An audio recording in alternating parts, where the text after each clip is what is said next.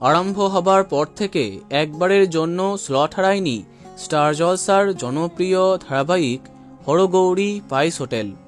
যিশু সেনগুপ্তর প্রোডাকশনের অধীনে গড়ে ওঠা এই ধারাবাহিকে একে একে এমন সব চমক আনা হয়েছে যে দর্শক এটা ছেড়ে অন্য কিছু দেখার চেষ্টাই করেনি। কদিন আগে এমনই এক ধামাকা হলো গল্পে। শঙ্করের দাদা প্রভাকর লোক লাগিয়ে শঙ্করকে গুলি করে। এদিকে শঙ্কর ভাবে ঐশানী তাকে মেরেছে। তারপরে নতুন টুইস্ট আসে গল্পে, কিন্তু তারপরে অনেকটা সময় পেরিয়েছে। যেমনটা বলেছিলাম, আবার নতুন বেশে ঐশানীর জীবনে শঙ্কর ফিরেছে।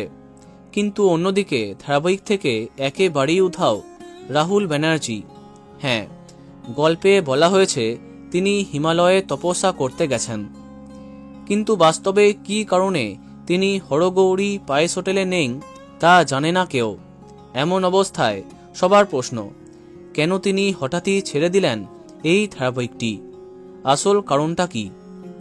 নর্মালি অনেকদিন কোনো চরিত্র মিসিং থাকলে পরে সেই চরিত্রে তারকা বদল হয়, অন্য কাউকে দেখা যায়। তেমনটাই কি হতে যাচ্ছে?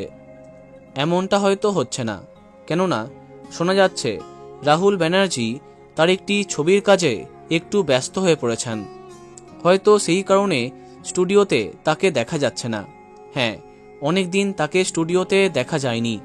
তবে এর অন্যটাও হতে পারে, যদি তাকে বদলে দেয়া হয় তাহলে কিন্তু জমবে না গল্প, এমনই মত দর্শকের।